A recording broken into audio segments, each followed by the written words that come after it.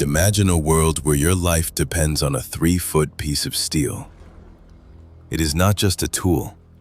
It is the pinnacle of its time's technology, the result of centuries of trial and error. The knight's sword is both an object of mystical reverence and cold calculation. To understand the knight's sword, you need to look into its lineage. It didn't begin in castles, but in forests and on long ships.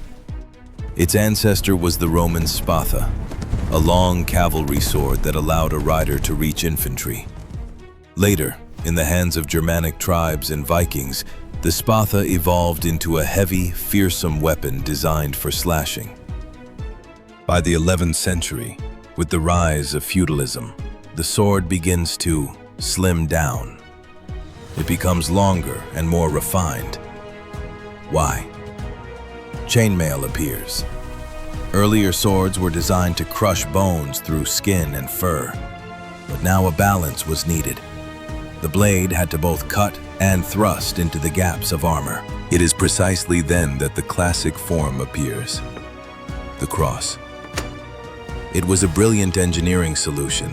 The long crossguard or hilt no longer just protected the fingers, but also allowed the wielder to catch an opponent's blade, turning defense into attack. The process of creating a sword in the 12th century bordered on magic. Blacksmiths were among the most respected and feared people in the town. It all began with bog iron. From it, they produced a bloom, a spongy mass of iron filled with impurities. The master had to literally hammer the weakness out of the iron. Dozens of times the billet was heated, folded in half, and forged again. This process was known as pattern welding. In this way, a layered structure was created, resembling a modern composite. But the real secret lay in carbon. Too little, and the sword would bend in its very first battle. Too much, and it would shatter like glass. The blacksmith judged fractions of a percent by eye, reading the color of the heated metal. Then came the moment of truth. Hardening. The blade was heated to a cherry red glow and plunged into a bath. Legends say the finest swords were quenched in dragon's blood, but in reality oil or water was used. At that moment, the metal structure changed at the molecular level, transforming into ultra-hard martensite. If the blade came out of the bath straight and without cracks, the master could ask for a price equal to an entire village. Many people think the knight's sword was a heavy, clumsy bar. That's a myth. The average one-handed sword weighed only between 1 and 1.5 kilograms. It was incredibly fast. Take a look at the fullers, the longitudinal grooves along the blade. They are not blood grooves. They are structural ribs that allowed excess metal to be removed while maintaining strength. And the massive pommel at the end of the hilt? It's not just decoration, but a counterweight. Without it, the center of gravity would shift too far forward, and a knight's arm would tire within minutes of combat. Combat tactics evolved as well. With the advent of full plate armor, swords became even sharper at the tip. Knights employed the half-sword technique, gripping the blade with one hand in the middle, turning the sword into a short spear to thrust it into narrow gaps in the enemy's visor. The sword adapted to the opponent like a living organism. The sword became more than just steel. It was a legal document.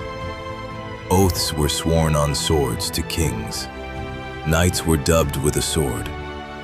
Its very depiction on a tombstone spoke of a person's status more powerfully than any words.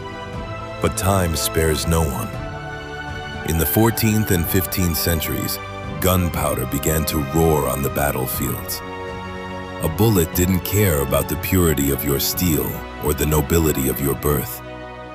Armor grew thicker and eventually disappeared altogether, rendering the heavy knight's sword useless. The sword transformed into the rapier, then the saber, and eventually became merely a ceremonial accessory. But look around.